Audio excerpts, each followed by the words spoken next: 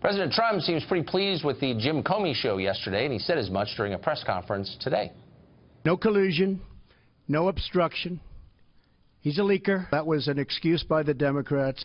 James Comey confirmed a lot of what I said, and some of the things that he said just weren't true. Should I take one of the killer networks that treat me so badly as fake news? Should I do that? I want to get back to James Comey's testimony. You suggested he didn't tell the truth in everything he said. Did he ask for a pledge of loyalty from you? That's another thing he said. No, he did not. So he said those things under oath. Would you be willing to speak under oath to give your version of those events? 100%.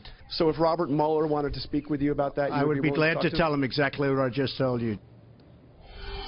Well, the president wasn't the only one watching yesterday. Ann Coulter was kicking back with a glass of Chardonnay and some Nicorette, watching the Comey show as well, and she joins us tonight. Hey, Ann, what'd you think? I'm really glad Donald Trump threatened James Comey with those conversations being taped, because what he had to say changed quite dramatically once he had to worry that they might have been taped. Everyone forgets this, but when Trump sent out that tweet saying, boy, James Comey better hope that room wasn't taped. When he tweeted that, the big story that Comey was leaking was that Trump had tried to obstruct justice by interfering with an investigation of a crime, and the crime was Michael Flynn contacting the Russians during the transition.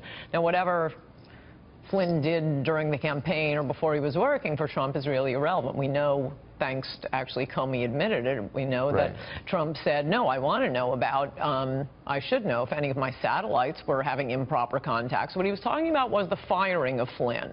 And that was being billed as proof of the collusion between the Trump campaign and Russia. And then it turned out a few days later, oh, no, it was perfectly appropriate for Michael Flynn to be talking to the Russians. The only reason Trump fired him was because he had allegedly misled Vice President Pence.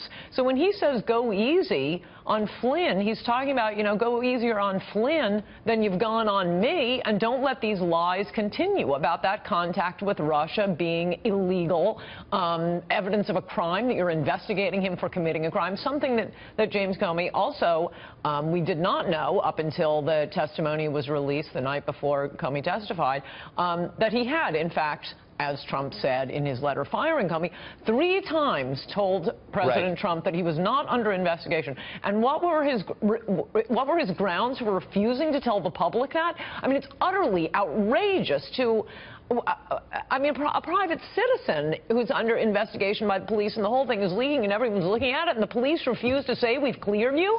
They refuse to tell the public? Because we might declare you guilty in the future? I mean, it's yes.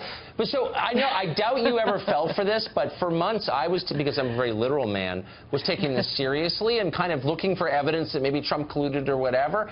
It's finally dawned on me that this is just performance art. It's all a hoax. And if they succeeded in getting Trump out, guess who would be the Russian agent next?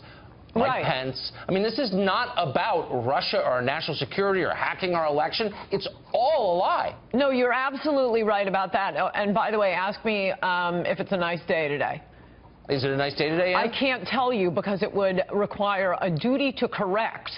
I mean, that's the most insane argument I've heard for not being able to clear someone from something that is ripping up the front page of every newspaper. Comey won't even say that Trump isn't being investigated because, well, if I make a statement about reality, there's a future, and then what will I do? It's the most insane thing I've ever heard. By the way, I do want to correct you on one thing with your last guest.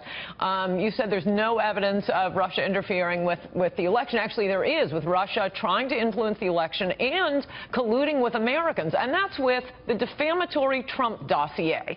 Whatever happened to that? That was a Russian-produced dossier used by first Never Trumpers, then the Hillary Clinton campaign, then the FBI, and broadcast hysterically by CNN. That was a Russian-produced dossier. That is the only evidence we have of Russia trying to collude. That's a really good point. It was really a high watermark for BuzzFeed, I thought, not surprisingly. Ann Coulter, thanks a lot for joining us tonight for that summation. Thank you. Appreciate it.